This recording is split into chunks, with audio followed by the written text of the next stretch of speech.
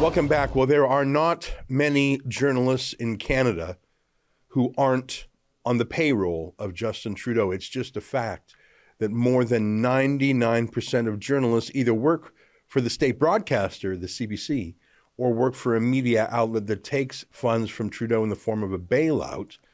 I think that's one of the reasons why Trudeau has not been checked. The media often acts as a balance to power. Not in Canada. They act as an augmentation and emphasis of power. Often we rely on foreign media to criticize Trudeau. Our domestic media just won't. And never has this been more clear than with the case of the Truckers' Rebellion, where the state broadcaster, but also the rest of the media party, has been demanding a violent crackdown on the truckers. I'm shocked by some of the things I read. And the media has been cheering on the suspension of civil liberties. I'm delighted today to introduce you to and to interview one of the few independent journalists left in Canada. He's a Montrealer named David Freiheit. Online, he goes by Viva Frei. He's a lawyer, a vlogger, and he's our guest right now. David, great to see you and welcome to the show. Thank you for having me. Ezra, I still don't consider myself a journalist. I'm just a guy with a camera who wants to know the truth and understand what's going on.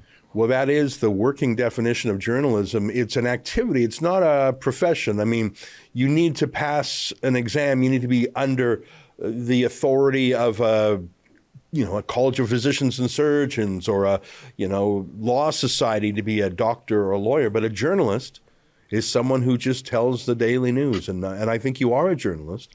And I think you're an unfettered one because you don't take the dough from the government. So first, let's start off by talking about what you saw, because you were on the streets of Ottawa for days, 3-4 hour stints of live streaming. You really showed more of what was happening on the ground than the entire daily output of the CBC, for example. You were just showing people the raw facts. Ezra, I'll show you what I've got here. These are my battery packs, color-coded, so I know which ones are expired. And I've been just plugging them into my phone and live streaming in real time just to see what's going on. Over the weekend, the first weekend, I didn't make it down, and people were telling me, you have to go down, see what's going on. I was reading what was going on, coming from the CBC, coming from whomever, and then I hear what's going on from people who are there. And I say, these two realities are mutually incompatible. They cannot be both existing at the same time. So I say, I'm going down Monday. I'm going to live stream, see if I see any Nazi flags, any Confederate flags, any acts of violence. And if I see them, the world will see it in real time because I'm live streaming and I cannot cut, edit, nor would I want to. So the first day, I think I did like 4.5 hours, maybe 5 hours, just streaming, just walking, talking to people. It was the diametric opposite of what the CBC, of what, I don't want to name others who I'm not sure actually are guilty of this, of what the other legacy Canadian media were describing as going on there. Mm-hmm. We heard reports of monuments being defaced, urine and other waste on the War Memorial, the Terry Fox monument being vandalized. And I swear to you, not only did I not see any of it, the Terry Fox had flowers at the base of it. The War Memorial had veterans watching guard over it, shoveling the snow, salting the sidewalk, because apparently the city wasn't doing it. People were dancing. People were loving. It was multicultural. It was women, men, indigenous people, black people. I interviewed someone from Kuwait. Everything that the media had been saying about this protest was an absolute fabrication. And but for the fact that I went down to see it with myself, I might not have known that. Wow. I mean, a lot of establishment icons have tumbled because of this convoy. Aaron O'Toole was one of the first to go because of his refusal to even communicate with them. Incredibly, the resignation of the Ottawa police chief, I think, is directly a result of the convoy. There's a lot of things that have happened. I think the media party's reputation has been devastated by their false coverage of this, but they don't know it yet. Like the police chief in Ottawa, he knows what happened. Aaron O'Toole, he knows what happened. The various premiers who have said, all right, we're ending our vaccine passports, they know what happened. But so far, the legacy media, the corporate media, the media party, whatever you want to call it, they don't know what happened to them. They're in denial. That's what I think. What do you think? Well, they're still getting paid. They're still getting government subsidies. They're still getting those sweet, sweet COVID ad dollars. So I don't think they felt it yet, but I think they know that their legacy, for lack of a better word, is in decline. They know it from the reactions they get on the street. There is a part of me that thinks like they're like Principal Skinner out of The Simpsons. Like, is it me that's the problem? No. Everyone else is out of touch. Yeah. They don't get abused. They don't get accosted. They don't get assaulted. They're allowed to do their jobs by the crowd themselves, but they do get heckled, and they do have people saying, "You guys are we fake news. We don't even want to talk to you." Yeah. But I think they have to know that their influence is flailing and failing, and that they're not appreciated by the general public. I had the good fortune of seeing a CBC journalist, and I just asked him a few questions. Like, asked him, "Do you think you put out slanted news?" And he says, "No, I don't think we do."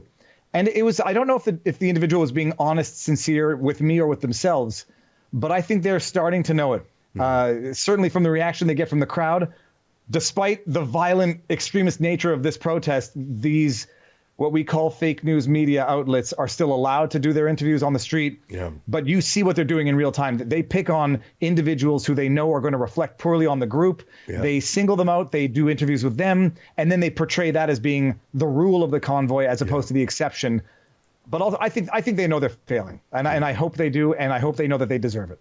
You know, yesterday was the imposition of the Emergencies Act, and emergency legislation that was not even deployed on 9/11, was not even deployed when the ISIS terrorists stormed Parliament in 2014. And yet last night just was the night that the Canadian Association of Journalists had a panel discussion, not on civil liberties in an age of emergency lockdowns, but versus, the media versus the convoy, like how hard it has been for them to be heckled. Like, in their mind, last night, it was more important to talk about the fact that the convoy members were heckling the CBC and CTV than to talk about the Emergency Act and the Civil Liberties abrogation. Like that, the narcissism, the solipsism, the self-regard, and the just lack of self-awareness. Last night, they were talking about themselves instead of the burning Charter of Rights. Incredible to me. Oh, no, Ezra, I'll tell you this. I listened to CJAD 800 only to torture myself to hear what, the people on the other side are saying within their own silo. They had a legal expert on this morning basically saying, don't worry that the government has invoked the Emergencies Act. It can only be exercised within the confines, within the limitations of the Charter of Rights. So even though they've invoked it, they're still going to be bound by the Charter of Rights, as if we haven't just lived through 2 years of the federal and provincial government desecrating each and every right that is in theory guaranteed under the Charter. But you have your government-subsidized media with a presumably government-subsidized expert telling a populace, which is either willfully blind or worse, don't worry, they're going to restrict your freedoms in a manner that's consistent with the Charter of Rights on an emergency basis. And that's good enough for the CJAD because you don't want to bite the hand that finances you. And the journalists themselves, they are not in a position to criticize this because they are dependent on the very same government that is invoking these emergency measures for their financing, for their livelihood. So obviously got to talk about something else. Yeah. Well, you're not just a video journalist and you're not just a commentator on the news. You are a lawyer, and one of the special values that you bring to your shows is you chew over the legal news. And there's always legal news going on in Canada and the United States. I'd like to hear your thoughts on the invocation of the Emergencies Act. I did sort of a rough run through of some of the problems on yesterday's show, but I'm guessing you've gone through it more meticulous than me. Give me your reaction to the invocation of the modern version of the War Measures Act. It's nothing but a sick joke. There's nothing in there that could possibly meet the criteria necessary for invoking the act. I mean, it's got to be national security, a national emergency, not a protest in Ottawa, which even if you think it's illegal, even if you think it's paralyzing a portion of the city, could not by anyone's wildest dreams justify invoking this Emergency Measures Act, which is it's the extreme of the extreme laws. I mean, many of us probably didn't even know it existed, because we didn't know these laws existed until you learn that they exist. And then you read them and you read the powers that it gives, the power to basically prevent any exercise of constitutional rights, even though they say, don't worry, we're not bringing in the military. It was pretextual to have brought it in. The pretext, which is itself provided by a fully subsidized media to the government that has depicted this protest as something violent and extremist, as a national threat, which it isn't. But the fact that it's invoked now, at this point, after 3 weeks of this protest, if this were such a national crisis, 3 weeks later, we'd be feeling the outright devastation of it, not seeing protesters literally shoveling the streets and salting the sidewalks. Mm-hmm. They invoked the blockade at the Ambassador Bridge, which I can understand is an economic issue. Does it threaten national security, sovereignty, or the body politic political body as required by this law? Absolutely not, especially since the blockade had ended by the time Trudeau invoked the Emergency Measures Act. It's a flex. I think it's a devastatingly dumb flex, because I think it's going to bite Trudeau in the butt. I was just watching some live debates in Parliament. I think it's biting in the butt already. But it's an absolute abuse. But it's an absolute abuse that we can expect from Trudeau, who, more than anything else in his governance, wants to continue with this emergency so that we do not talk about his corruption, his ineptitude, his ethics violations, his absolute inability to lead a nation.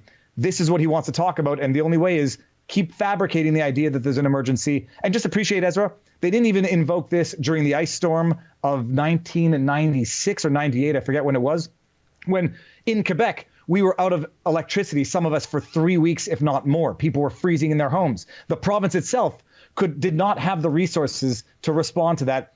Didn't declare it then.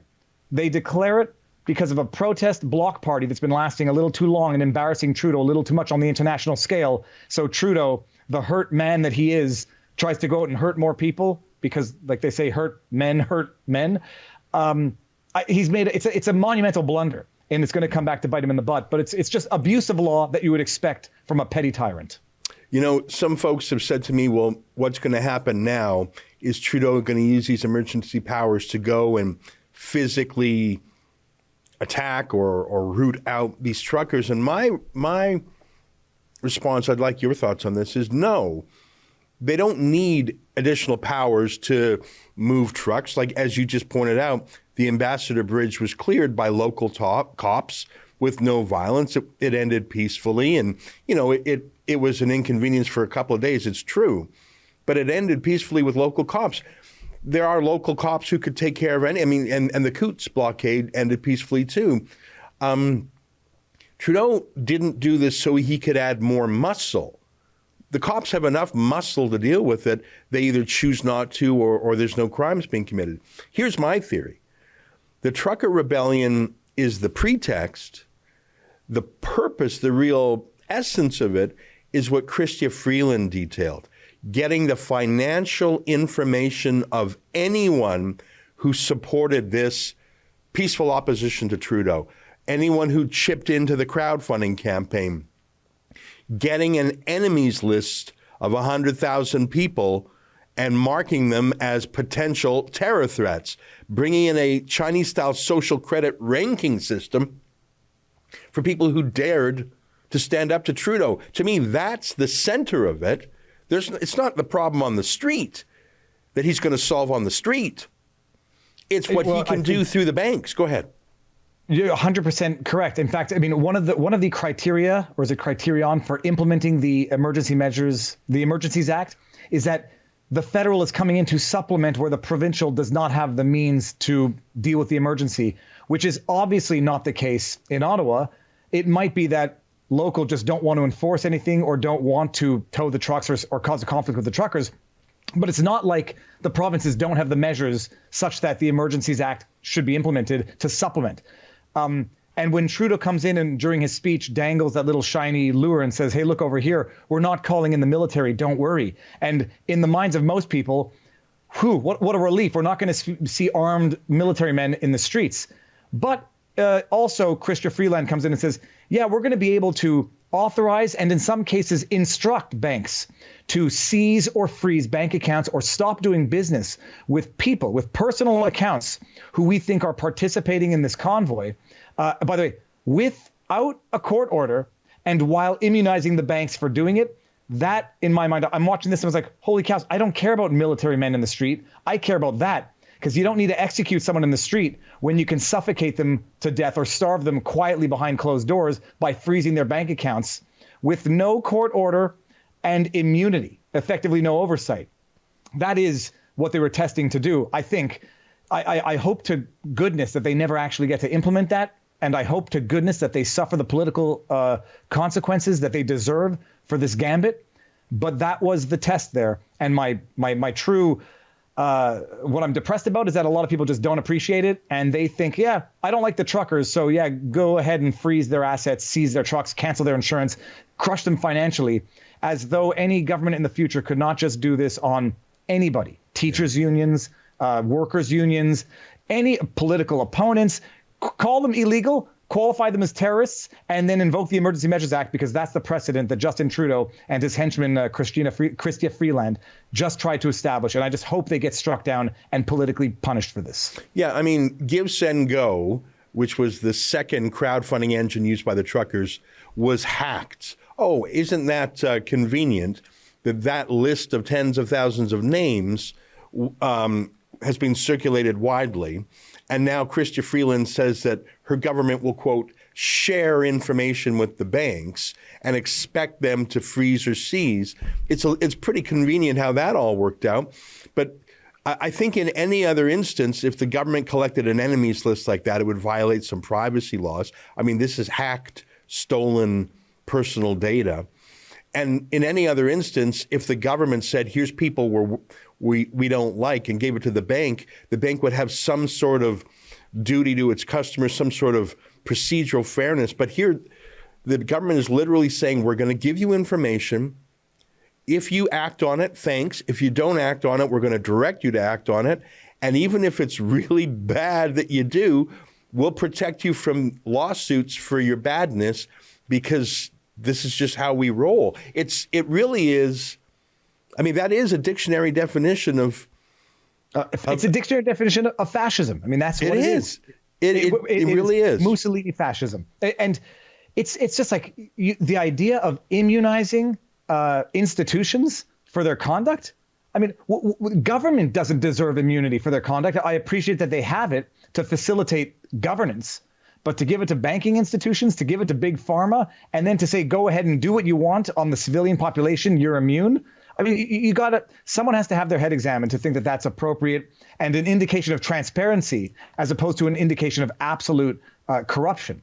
Yeah. But look, I just hope they never get around to actually or approving these measures. I hope these measures get shut down, because my understanding of the Emergencies Act is that any directives or measures that they want to implement nonetheless have to get voted on. So even though they said it, I think they do have to try to vote on that, and they don't just get to implement it as of yesterday. And I just hope it gets shut down the way it should, and that these politicians get the political retribution that they deserve, and that politicians going forward learn that this is not how you govern in a democracy. The world is watching, and I can tell you that the world is absolutely laughing at Canada while Canadians are suffering under this regime. Well, I am less optimistic than you. I think this will take hold. I think Trudeau doesn't care about public reaction. I mean, why would he? He has the power. Jagmeet Singh has confirmed his support for all this. The media are already using kid gloves. He doesn't mind their rage for those who are opposed to it.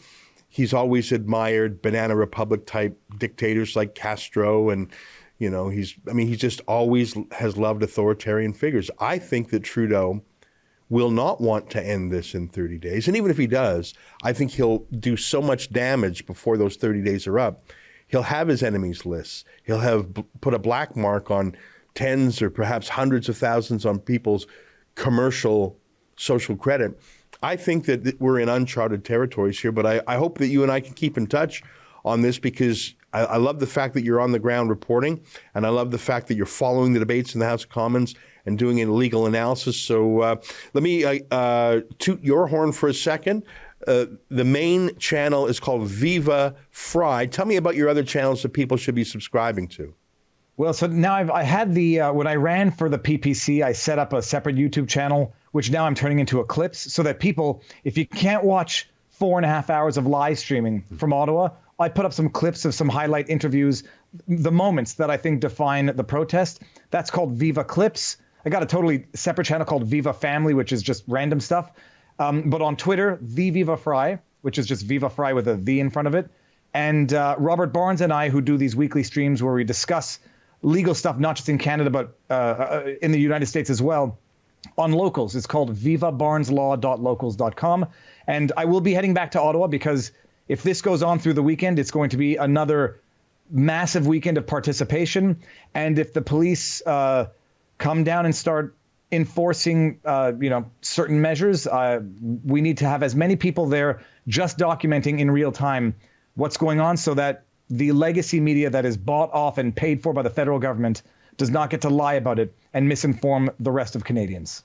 All right, well, we'll put the links to those different channels you mentioned underneath this video so people can click on them. I'm glad you're going back to Ottawa. I think as many people with a camera as possible. Again, I don't know if the Ottawa police are going to go and crack skulls. I don't think that's where the battlefront is. I think the front line of the battle is the financial and digital front line, but we'll see. I mean, I've been wrong a few times trying to guess things. Great to see you. Thank you very much, David. Our guest, David Freiheit from Viva Frei.